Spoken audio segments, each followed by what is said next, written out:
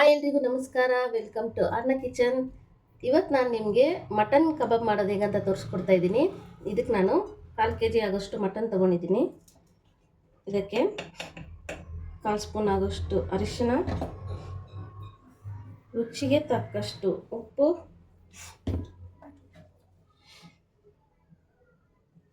ಅರ್ಧ ಸ್ಪೂನ್ ಆಗೋಷ್ಟು ಧನಿಯಾ ಪುಡಿ,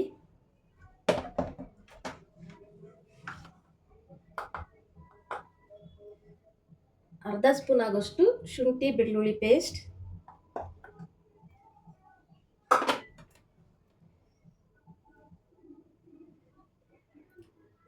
ಚಿಲ್ಲಿ ಪೌಡರ್ ಒಂದು ಸ್ವಲ್ಪ, ಕೆಂಪು ಮೆಣಸಿನ ಪುಡಿ,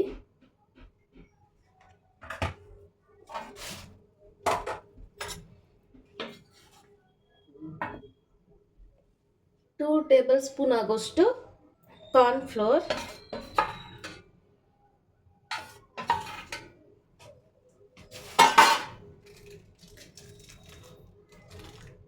ಅರ್ಧ ಸ್ಪೂನ್ ಆಗೋಷ್ಟು ಗರಂ ಮಸಾಲ,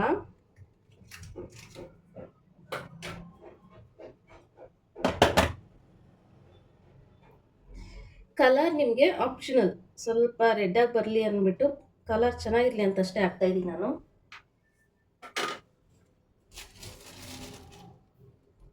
ಒಂದು ಸ್ಪೂನ್ ಆಗೋಷ್ಟು ಕಬಾಬ್ ಪೌಡರ್, ನೀವು ಯಾವುದಾದ್ರೂ 1.5 ಸ್ಪೂನ್ ಹಾಕ್ಕೊಳ್ಳಿ, ಇದಕ್ಕೆ ಸ್ವಲ್ಪ ಕಡಿಮೆ ಆಗುತ್ತೆ. ಯಾವುದಾದ್ರೂ ಕಬಾಬ್ ಪೌಡರ್ ಯೂಸ್ ಮಾಡ್ಬೋದು ಇದಕ್ಕೆ. 1 ಸ್ಪೂನ್ ಆಗೋಷ್ಟು ಮೊಸರು,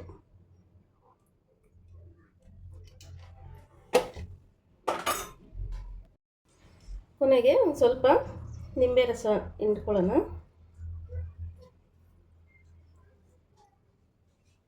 ಸೊ ಈಗ ಇದನ್ನೆಲ್ಲ ಮಿಕ್ಸ್ ಮಾಡಬೇಕು.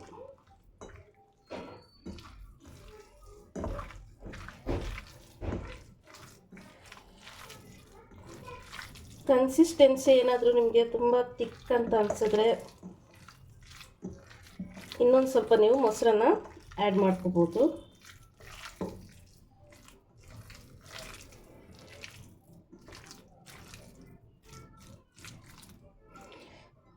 ಸೊ ಈಗ ಇದಾಗಿದೆ. ಇದನ್ನು 1/2 ಅವರ್ ಮ್ಯಾರಿನೇಟ್ ಮಾಡ್ಕೊಳ್ಳೋಣ. ಮ್ಯಾರಿನೇಟ್ ಮಾಡ್ಕೊಂಡಾದ್ಮೇಲೆ ಎಣ್ಣೆಯಲ್ಲಿ ಡೀಪ್ ಫ್ರೈ ಮಾಡಬೇಕು.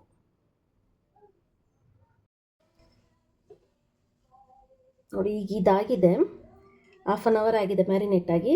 ಸೊ ಇದನ್ನು ಎಣ್ಣೆಯಲ್ಲಿ ಹಾಕ್ಕೋಬೇಕು. ಈಗ ಸ್ಟವ್ ಮೇಲೆ ಒಂದು ಬಾಣಲಿ ಇಟ್ಕೊಂಡು ಅದಕ್ಕೆ ಎಣ್ಣೆ ಹಾಕ್ಕೊಂಡಿದ್ದೀನಿ. ಇದು ಆಲ್ರೆಡಿ ಕಾದಿದೆ ಎಣ್ಣೆ.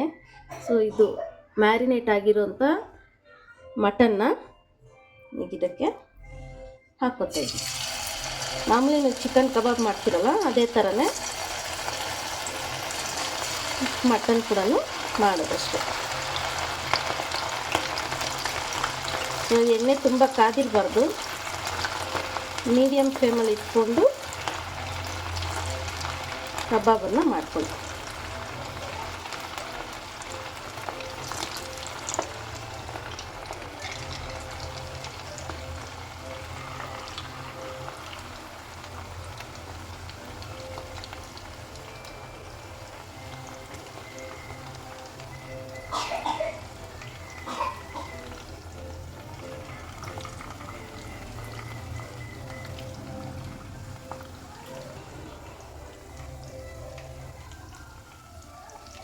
ಇದಕ್ಕೆ ಫ್ಲೇವರ್ಗೋಸ್ಕರ ಒಂದು ಕಡ್ಡಿ ಕರಿಬೇವಿನ ಸೊಪ್ಪನ್ನು ಹಾಕ್ತಾಯಿದ್ದೀನಿ, ಜಸ್ಟ್ ಫ್ಲೇವರ್ಗಷ್ಟೇ.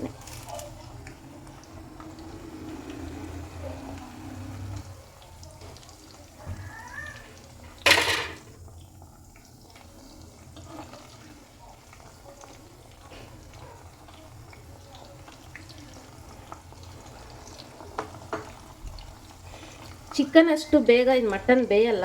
ಸೊ ಇದಕ್ಕೆ ಸ್ವಲ್ಪ ಟೈಮ್ ತಗೊಳುತ್ತೆ. 10 to 15 ಮಿನಿಟ್ಸ್ ನೀವು 10 to 15 ಮಿನಿಟ್ಸ್ ನೀವು ಇದನ್ನು ಬೇಯಿಸ್ಕೊಬೇಕಾಗುತ್ತೆ ಚೆನ್ನಾಗಿ.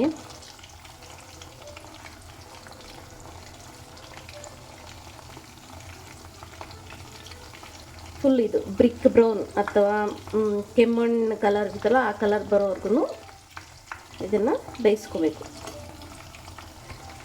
ತೀರಾ ಸೀದ್ಸಕ್ಕೆ ಹೋಗ್ಬೇಡಿ, ಚೆನ್ನಾಗಿರೋದಿಲ್ಲ.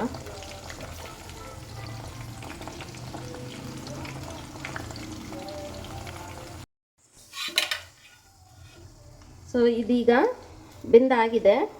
ಇದನ್ನು ಫಸ್ಟ್ ಒಂದು ಟಿಶ್ಯೂ ಪೇಪರ್ ಮೇಲೆ ಹಾಕ್ಕೊಳ್ಳೋಣ. ಸ್ವಲ್ಪ ಆಯಿಲ್ ಜಾಸ್ತಿ ಇರುತ್ತಲ್ವ, ಅದಕ್ಕೋಸ್ಕರ.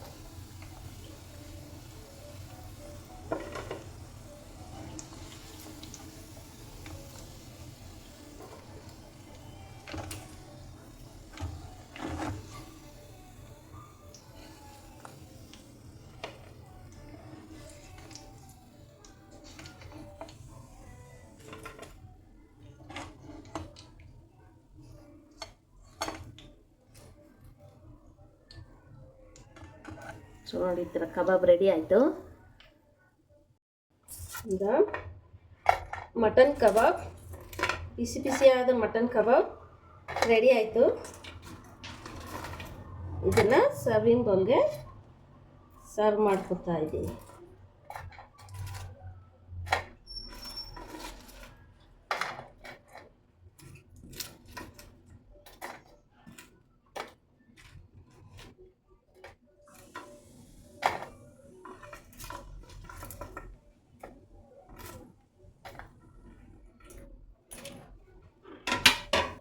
ನೋಡಿ, ರುಚಿ ರುಚಿಯಾದ ಮಟನ್ ಕಬಾಬ್ ರೆಡಿ ಆಯಿತು. ಈ ರೆಸಿಪಿ ನಿಮಗೆ ಇಷ್ಟ ಆಗಿದ್ದಲ್ಲಿ ಲೈಕ್ ಮಾಡಿ, ಶೇರ್ ಮಾಡಿ, ಸಬ್ಸ್ಕ್ರೈಬ್ ಮಾಡಿ. ಮುಂದಿನ ವಿಡಿಯೋದಲ್ಲಿ ಮತ್ತೆ ಭೇಟಿಯಾಗೋಣ. ಅಲ್ಲಿವರೆಗೂ ಬಾಯ್ ಬಾಯ್.